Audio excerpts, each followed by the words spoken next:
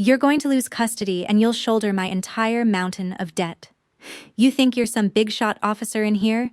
You're just a bankrupt failure." My husband Marcus hissed cruelly right into my ear at the civil divorce hearing. His mouth pulled into a satisfied sneer, the lapels of his expensive suit tightening with the sheer arrogance of a megalomaniac who firmly believed he had set an unbreakable credit trap.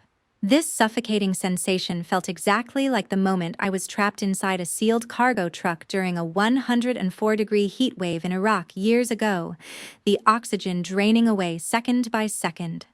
I knew perfectly well that across town, his complicit bank manager Greg Miller was sipping coffee, absolutely certain that my forged signatures on the home mortgage contracts would stay safely locked inside a vault forever. They had no idea they were standing on the sheer edge of destruction. I sat perfectly straight, my hand resting lightly on the manila envelope containing the complete financial forensic audit waiting to flip the board.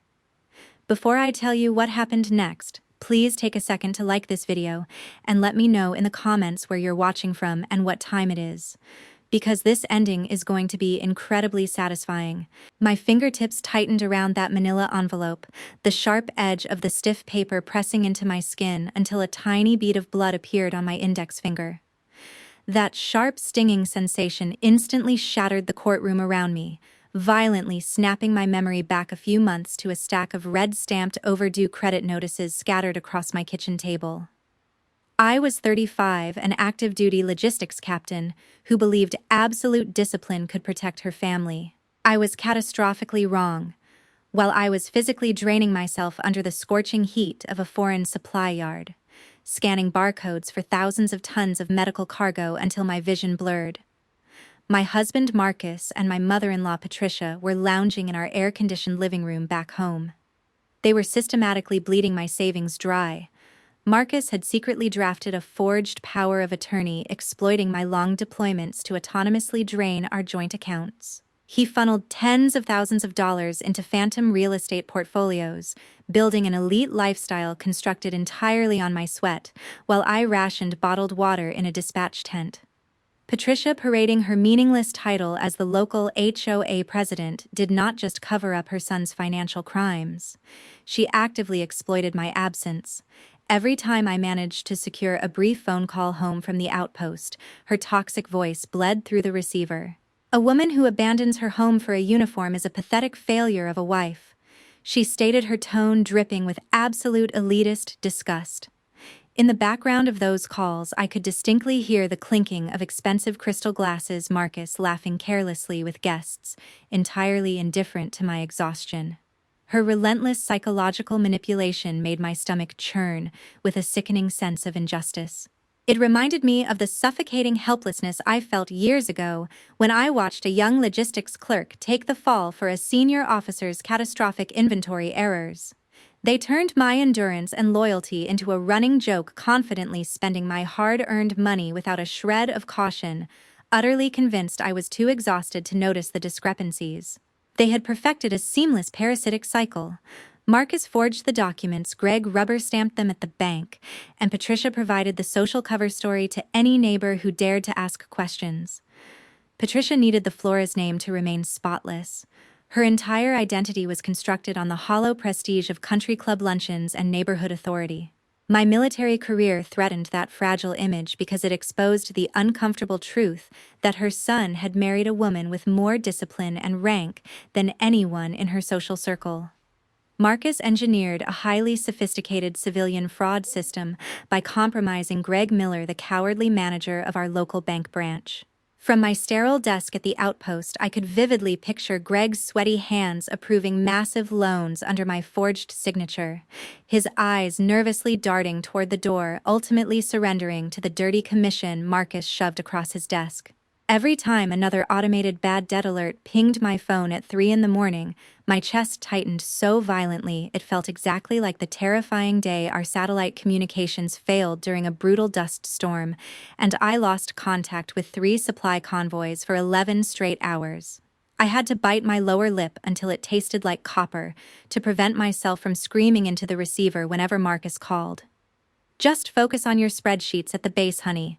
I'll handle the finances here, he instructed smoothly, his voice laced with patronizing arrogance.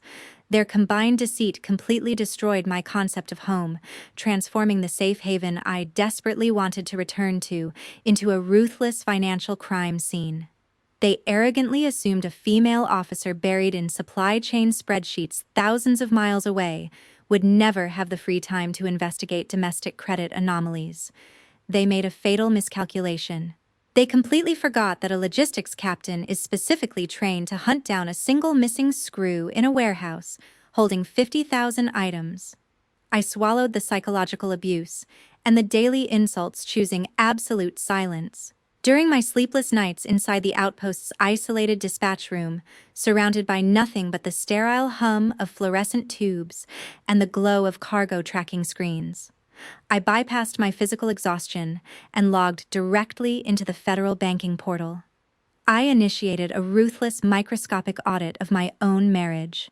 Every outgoing wire transfer, every flagged electronic signature, every suspicious withdrawal was downloaded and archived into a secure server. I organized the data into an irrefutable chain of evidence, stacking the files with the exact cold precision I used to schedule massive cargo flights across 3 time zones. I shed 0 tears. I asked 0 questions. I simply let them drown in their own arrogance, silently building the forensic case that would ultimately put them behind bars. The ultimate proof of their arrogance was not buried in those remote banking servers. It was violently paraded right in front of my face on the night of my 35th birthday, just a few months before the courtroom showdown. Patricia had intentionally hijacked my birthday dinner, transforming our backyard into a vulgar display of her own social power.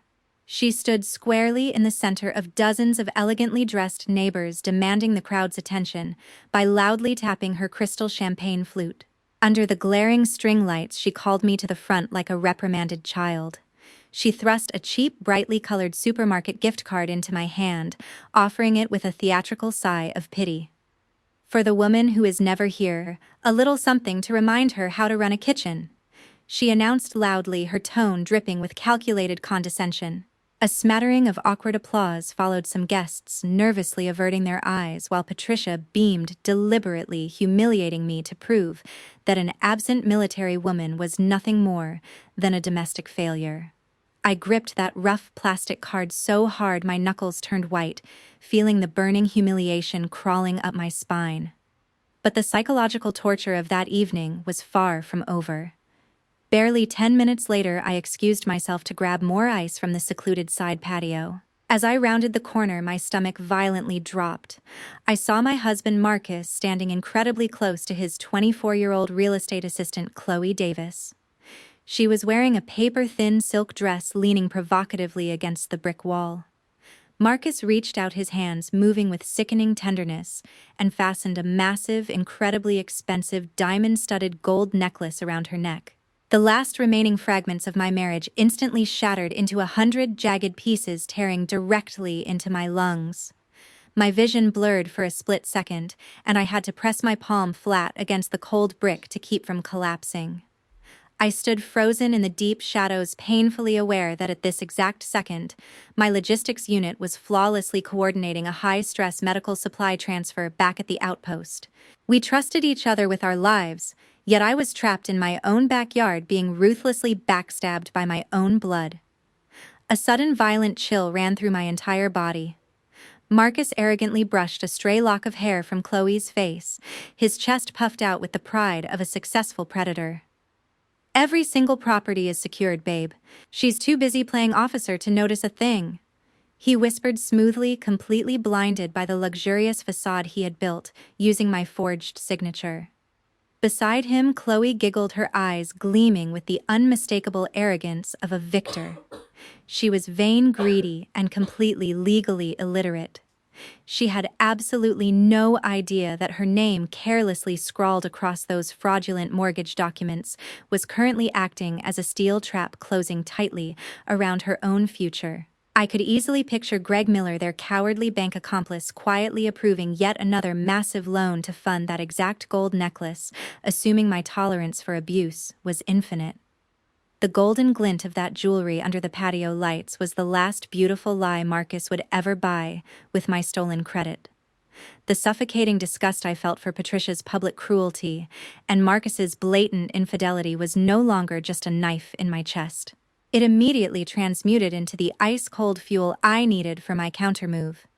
They had collaborated to build a massive parasitic financial machine, entirely convinced that I would simply fold under the emotional pressure. I took a slow step backward, deeper into the darkness of the yard. I aggressively wiped away my final tear. The vulnerable wife died right there on the patio, and the highly trained logistics captain was fully reactivated. I made a silent, ironclad vow. I would not scream. I would not throw a drink in his face, or create a pathetic scene for Patricia's wealthy friends to gossip about. Instead, I would place this entire rotting marriage onto an investigative autopsy table. Every single bank transfer, every forged signature, and every secret phone call Marcus made would be forensically dissected. I would leverage their arrogance, turning their own greed into the exact legal evidence that would bury them permanently. The perfect opportunity to breach his sanctuary arrived on a hazy weekend afternoon. Marcus was aggressively packing his expensive golf clubs into the trunk of his sports car, preparing for another day of fake networking at the country club where Greg Miller undoubtedly sat waiting with another dirty commission in his breast pocket. He turned back toward the house, adjusting the collar of his designer polo shirt with a dismissive flick of his wrist. "Make yourself useful and clean the garage while I'm out. Real estate doesn't sell itself," he barked, his voice dripping with entitled contempt. I nodded silently, keeping my face entirely devoid of emotion. The second the roar of his engine faded past the neighborhood gates, my logistics training took over. I locked the front door and walked straight toward his home office. This room was his absolute forbidden zone, protected by a heavy oak door and a digital keypad that I was strictly banned from touching. But over the past 2 weeks, I had carefully observed the micro-movements of his fingers every time he punched in the code. I entered the numeric sequence. The lock clicked, and the heavy door swung open, immediately hitting my face with the sickening smell of his stale cigar smoke. I dropped to my knees in front of the steel wall safe, actively regulating my breathing to maintain the steady, icy calm required for a covert retrieval. Marcus was deeply arrogant, which meant his security protocols were fundamentally flawed. He had actually used his young mistress Chloe's birthday as the master passcode. It was a public insult to our marriage, but it was a fatal vulnerability in his defense. The heavy steel bolts clanked backward and the safe door swung wide open. Inside sat a massive stack of thick manila folders labeled with phantom real estate projects. As I pulled the heavy files onto the carpet and flipped open the first cover, the sheer scale of his civilian fraud materialized right before my eyes. He had brazenly taken out a second mortgage on our home using a completely forged power of attorney. He was systematically funneling tens of thousands of dollars into shell companies registered entirely under Chloe's name.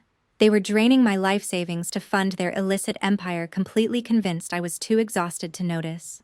Seeing my own name expertly forged across those debt contracts made my chest tighten so violently it felt like a physical blow. The sickening sensation instantly mirrored the horror I experienced years ago when I uncovered a stack of falsified medical supply manifests at a foreign field hospital, a severe violation that directly threatened the survival of an entire medical unit. I closed my eyes for a fraction of a second, vividly picturing Greg Miller, the cowardly local bank manager. I could easily imagine Greg sitting in some elite country club right now, happily swirling a glass of expensive wine purchased with the dirty commission Marcus had shoved into his sweaty palms. They were collectively feasting on my blood and sweat. Marcus had recklessly left these hard copies intact, simply because his extreme self-importance convinced him he was untouchable.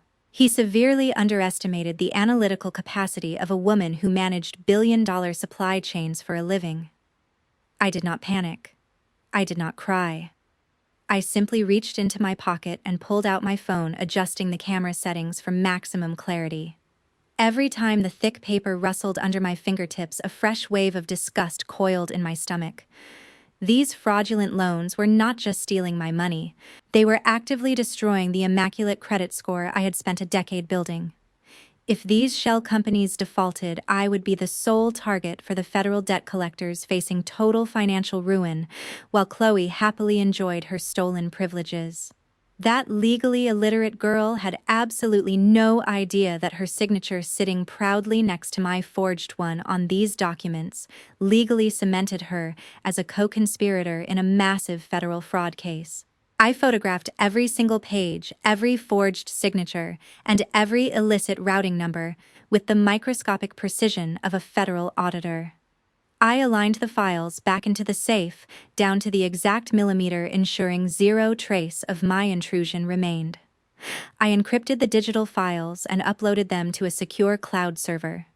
The irrefutable evidence was finally in my hands, and the countdown to their total destruction had officially begun. That phone was still burning against my hip when the rain slammed against my windshield hours later. Under the guise of driving to the pharmacy for painkillers, I navigated through a torrential downpour directly to the brightly lit, heavily secured downtown police precinct. I walked past the front desk and stepped into a sterile interrogation room. Sitting across the steel table was Detective David Vance from the Economic Crimes Unit, a man whose face carried the severe, patient lines of someone who had spent years dismantling civilian fraud networks. I did not say a single word. I simply handed him my encrypted tablet containing every photograph of Marcus's forged real estate contracts. The room fell into a heavy silence save for the rhythmic humming of the AC and the soft clicking of Vance swiping through the files on his monitor. Sitting in that harsh fluorescent light, I aggressively pictured my mother-in-law Patricia back home. She was undoubtedly sleeping soundly on a luxurious goose-down mattress, paid for entirely by her son's fraudulent schemes, completely content in her fake high society bubble, while I sat in the freezing dark cleaning up their catastrophic mess. Detective Vance's eyes narrowed with extreme professional focus as he traced the erratic movement of the stolen funds across multiple shell accounts. Roughly 10 minutes later, he finally looked up, his jaw set with grim severity. "This isn't just a messy divorce, Captain. This is massive bank fraud and identity theft," he stated flatly, his voice cutting through the quiet hum of the heater. "He hasn't just drained your savings, Captain. He and his mistress have entangled your name in massive federal-level financial crimes," Vance declared, his voice cutting through the quiet hum of the room. The sheer arrogance required to pull this off without covering their tracks was staggering. Marcus had recklessly assumed his civilian cunning was vastly superior to any scrutiny a busy military officer could possibly muster. Greg Miller, the cowardly bank manager, had processed every single fraudulent application without flagging a single anomaly, happily pocketing his commission, while my financial identity was being systematically hollowed out from the inside. But the most devastating blow was not the stolen money. Vance leaned closer, the dashboard lights illuminating the severe lines on his face. "If these massive fraudulent debts default under your name, the military will immediately revoke your top-level security clearance," Vance stated bluntly, maintaining unbroken eye contact. That sentence hit me with the force of a physical strike. A suffocating pitch-black panic instantly seized my chest. It was the exact same visceral terror I experienced years ago when I nearly lost highly classified encrypted communication gear during a chaotic supply transport, knowing that a single piece of missing equipment could end my entire career in a court-martial. Without my clearance, my logistics career, my rank, and my sole ability to financially provide for my teenage son would be instantly annihilated. Marcus was not just stealing my money to buy Chloe cheap jewelry. His blind greed was actively triggering a systemic chain reaction that would strip away my entire professional identity. Every deployment, every missed birthday, every sleepless night scanning cargo manifests would be retroactively erased. A decade of sacrifice gone because my husband needed to fund his mistress's jewelry collection. My quiet outrage instantly hardened into raw, primal survival instinct. Vance reached into his heavy coat pocket and pulled out a tiny high-tech police recording device, flawlessly disguised as a standard black clothing button. Paper trails can be debated in court. I need you to get him to confess out loud into this," he instructed, placing the cold metal firmly into my palm. I gripped the tiny device so tightly the edges dug into my skin, intimately feeling the immense legal weight it carried. I agreed to the operation without a second of hesitation. I was prepared to walk back into that hostile house and turn my own body into a covert data-gathering instrument. I stepped out of Vance's sedan, letting the freezing rain aggressively wash over my face, feeling each cold drop hammering against my scalp like a countdown timer. My tactical discipline was fully locked in. Every single word I spoke, and every movement I made from this second forward, would be precisely calculated to trap them. It is absolutely terrifying to realize the person you trusted most is actively destroying your future. Please take a second to like this video and comment the word "gritty ages" if you have ever had to fight back when your entire life was on the line.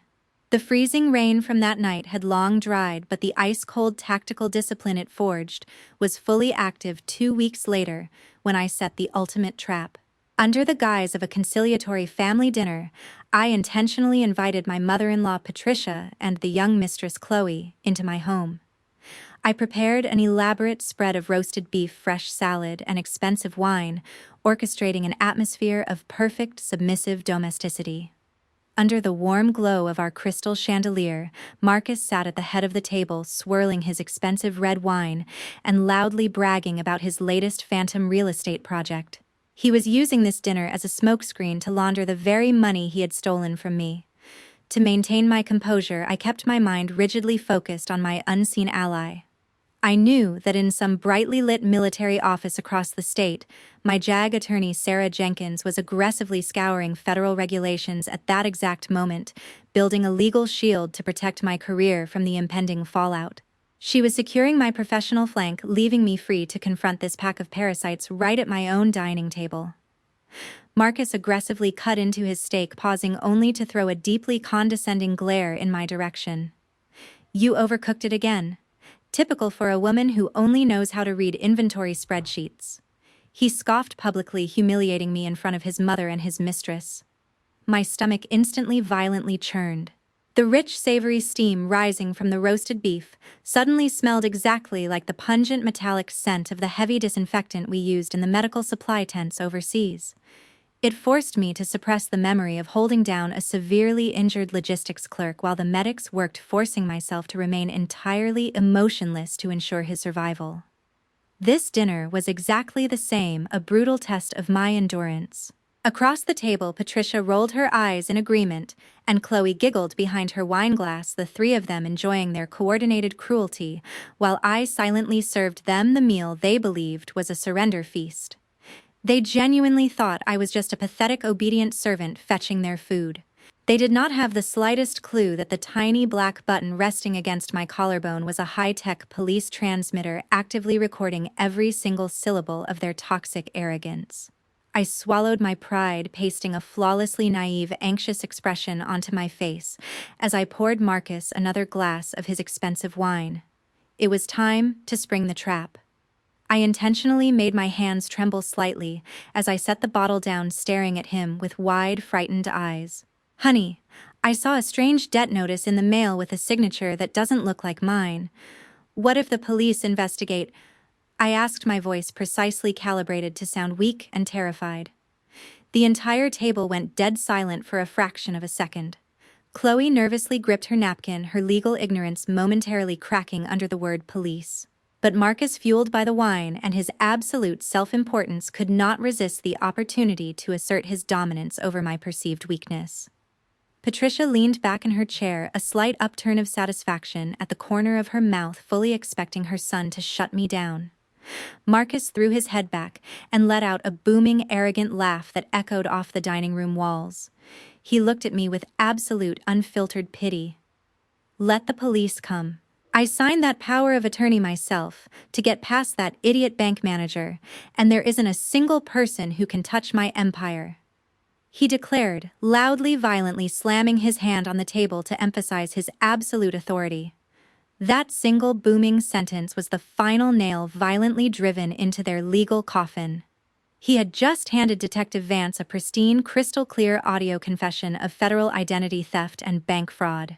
The dinner eventually concluded with Chloe smiling triumphantly, and Patricia throwing me one final look of absolute disgust as she gathered her designer handbag. They walked out the front door, firmly believing they had won the ultimate victory. But as I stood alone in the quiet kitchen, listening to the soft click of the recording device saving the file, I was the only person in that house who knew the truth. The quiet of that empty kitchen lasted exactly 48 hours before it was violently shattered. Late Saturday afternoon, the deafening roar of a heavy engine aggressively ripped through the fake tranquility of our suburban neighborhood. Marcus had just purchased a brand-new, obscenely expensive all-terrain vehicle for our 14-year-old son, Seaman. He parked it right in the center of our perfectly manicured lawn, using the luxury toy as a massive physical monument to his own financial dominance. As I stepped out onto the porch, Marcus leaned against the massive tires, openly poisoning our son's mind with incredibly toxic rhetoric. He proudly patted the cold metal of the hood, puffing his chest out. "See this, buddy? This is what real success buys. Your mother's pathetic military paycheck doesn't contribute a single dime to this house," he boasted loudly, intentionally projecting his voice so I would hear every single word. It was a masterclass in parental alienation, a deliberate and cruel strategy to buy our son's loyalty using the very credit cards he had fraudulently opened in my name. Simone sat triumphantly on the leather seat, gripping the handlebars with the excitement of a teenager entirely blinded by materialism. He had been a sweet kid who used to cling to my uniform before every single deployment, burying his face into the fabric and whispering that he would count the days until I came home. The last time I deployed, he had slipped a handwritten note into my duffel bag that read simply, "I love you. Mom, come back safe." But Marcus's relentless psychological poisoning had fundamentally changed him. When Seaman noticed me standing on the porch, he did not smile. Instead, he turned and threw a look of absolute, unfiltered contempt in my direction. "Yeah, whatever, Diane. Just move out of the way so I can drive," he muttered coldly, stripping away the title of mom without a second thought.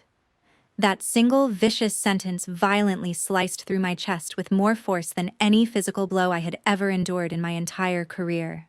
As I stood there absorbing the sheer cruelty of my own child, I bitterly realized that across town, Chloe was probably smiling.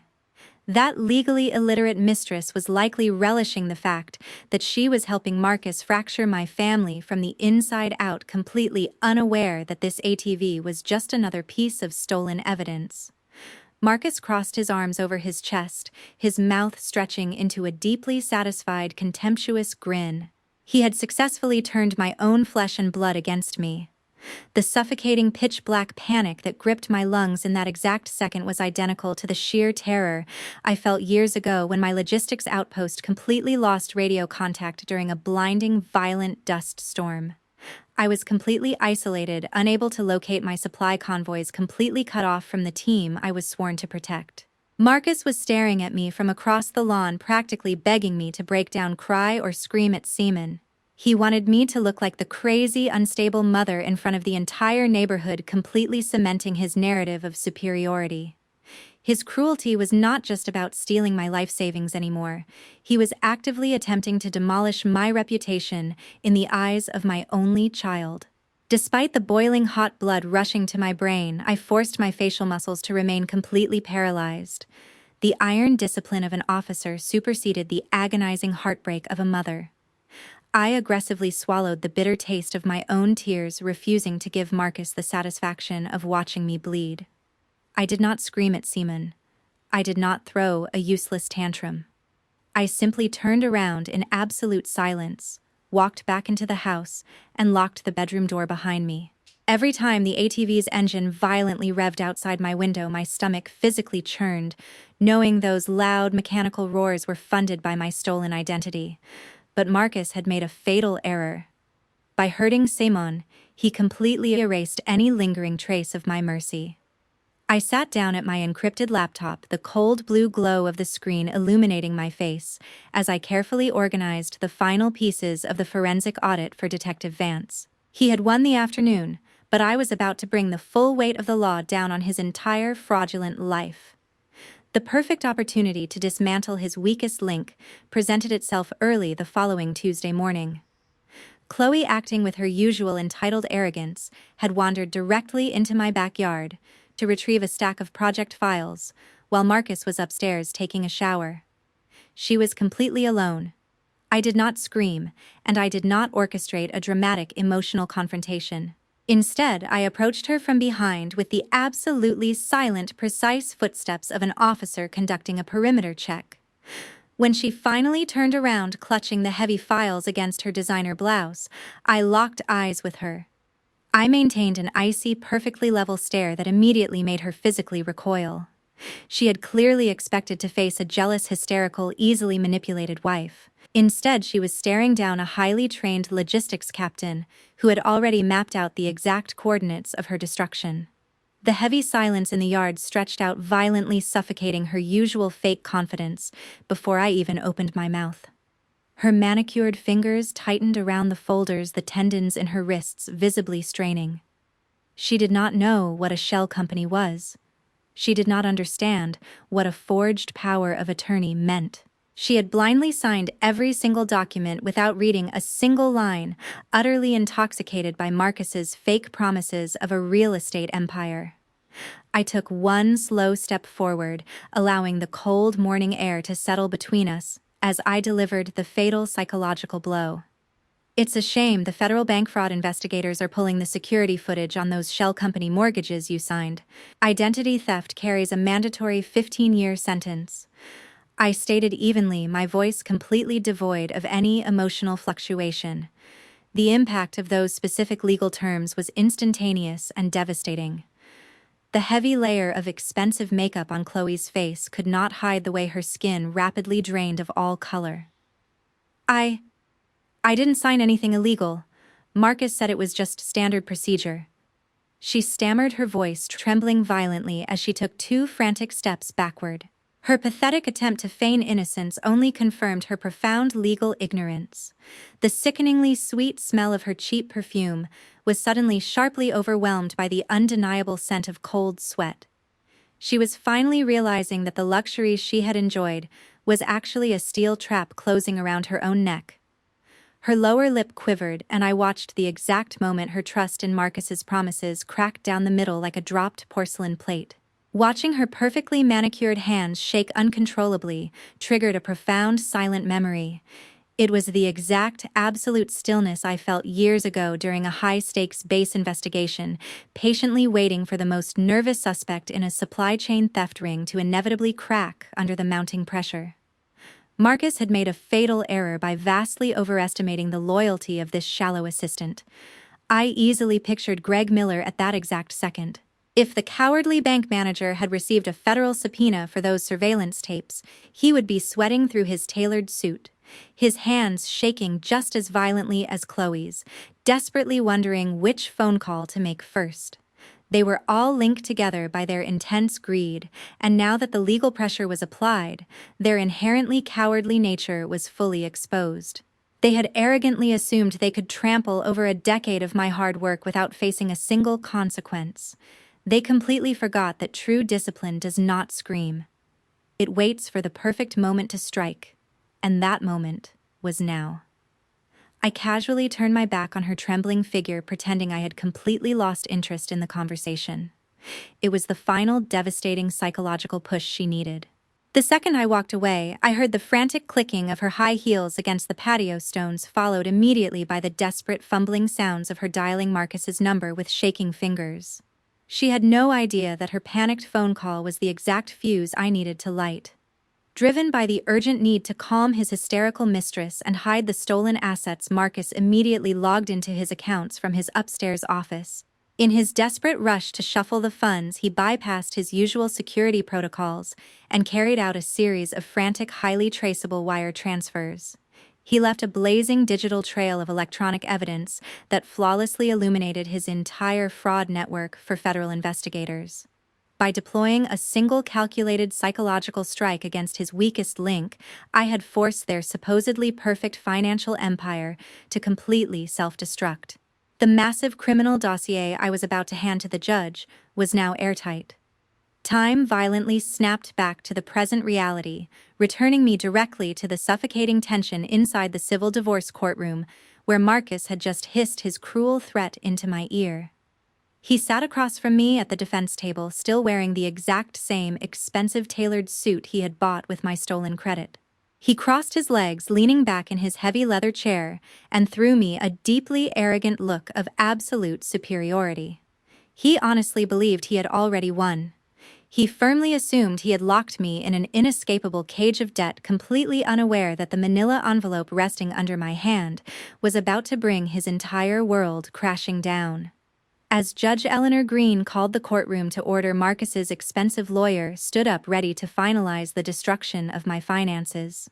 But before the man could utter a single word, my attorney calmly stood up and approached the bench.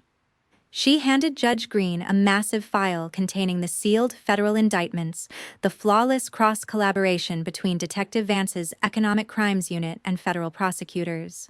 The courtroom fell into an absolute suffocating silence. Judge Green opened the file, her stern, impartial eyes narrowing sharply as she scanned the top page. The atmosphere in the room immediately thickened. Every single piece of evidence I had gathered over the past few months was systematically deployed under the bright fluorescent lights. The crystal-clear audio recording from the hidden transmitter echoed through the silent courtroom, broadcasting Marcus's arrogant confession of forging my signature.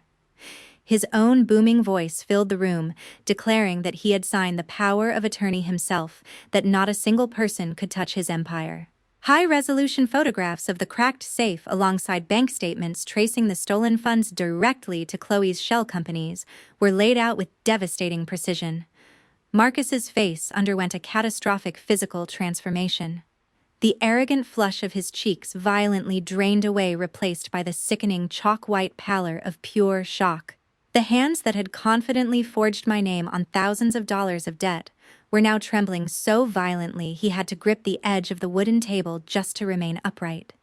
His extreme self-importance was instantly shattered by irrefutable federal proof. The destruction of his fake empire sent a massive shockwave through the gallery behind us. Sitting in the second row, my toxic mother-in-law Patricia physically recoiled. She gasped loudly, her mouth opening and closing without producing a single sound, the fake prestige of her HOA presidency completely disintegrating right in front of her wealthy country club friends. Two women sitting beside her shifted uncomfortably in their seats, their eyes darting between the evidence on the screen and Patricia's ashen face. The social hierarchy she had spent decades building was collapsing in real time, and her so-called friends were already calculating their distance. Beside her, Chloe completely broke down. The young mistress burst into hysterical tears, frantically shaking her head as the full weight of her legal ignorance crashed down on her shoulders. The signatures she had so proudly provided for Marcus's shell companies had just been verified by forensic handwriting experts. The walls were closing in and they were turning on each other. "You're crazy. This is all fake. You're trying to set me up," Marcus screamed, completely losing his composure, his voice cracking with pure, unadulterated terror. His expensive lawyer sat motionless, staring at the pile of evidence with the hollow resignation of a man who knew his retainer fee had been earned through fraud. An elderly man in the gallery shook his head in visible disgust, but his pathetic, desperate outburst only cemented his guilt in the eyes of the court. Judge Green stared down from the bench, her eyes narrowing with absolute freezing authority. She struck her heavy wooden gavel against the sounding block, the sharp crack cutting cleanly through Chloe's hysterical sobbing and silencing every single voice in the gallery. "Mr. Flores, I am immediately suspending this civil divorce proceeding. A federal arrest warrant for bank fraud has just been issued against you," she stated coldly. I stood perfectly straight, my arms calmly folded across my chest, watching them thrash inside the legal net they had woven with their own extreme greed.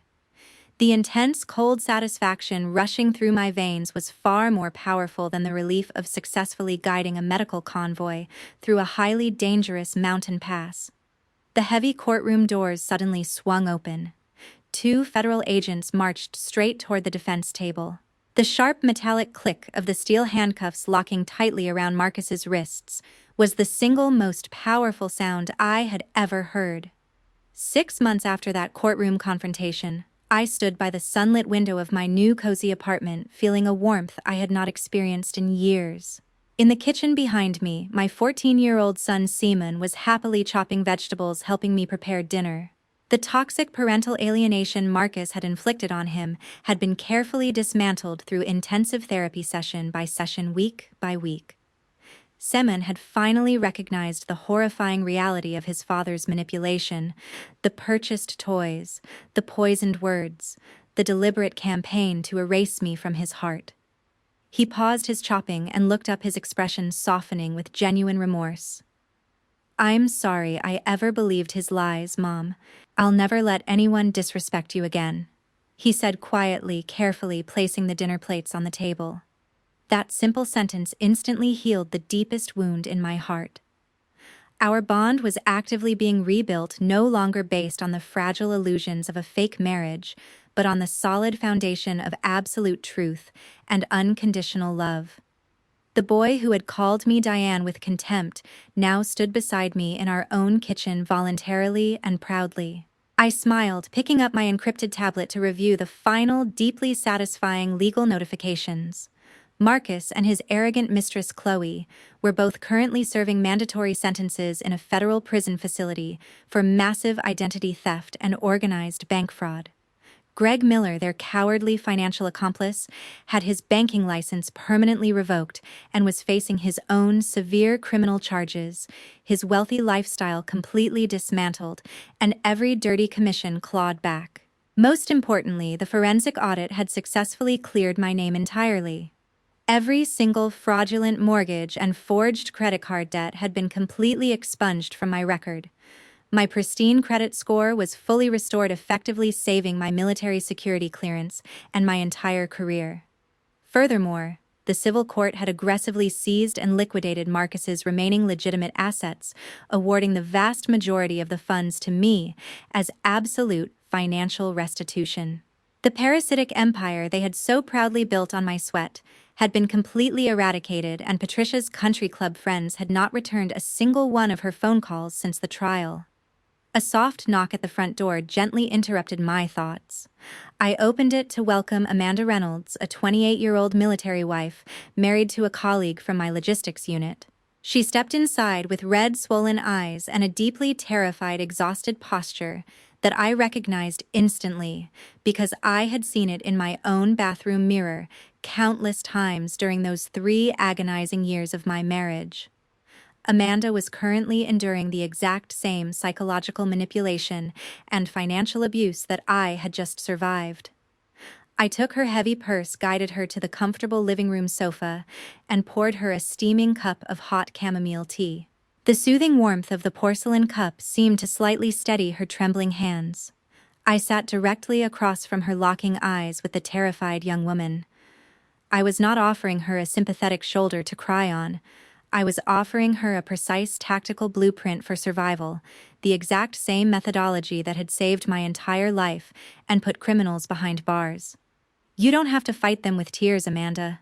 We are going to fight them with irrefutable federal evidence," I told her firmly, my voice projecting absolute, unshakable confidence. I wanted her to understand that surviving betrayal did not mean your life was over. It meant you were finally awake.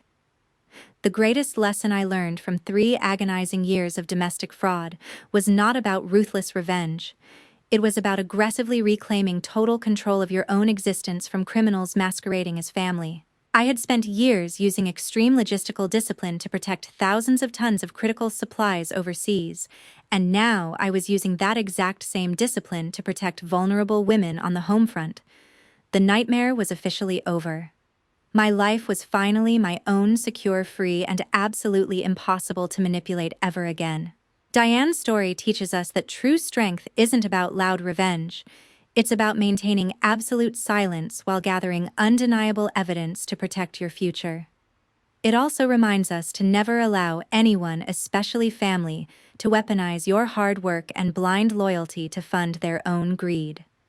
Ultimately, reclaiming your life after a massive betrayal requires icy discipline and the courage to sever toxic ties without mercy. Have you ever trusted someone completely only to discover they were secretly using your sacrifices against you? How did you find the strength to fight back? I would love to hear your personal experiences, so please share your thoughts in the comments below. Please like this video if you agree. I'm Bronte J. Thank you so much for watching, and I'll see you in the next story.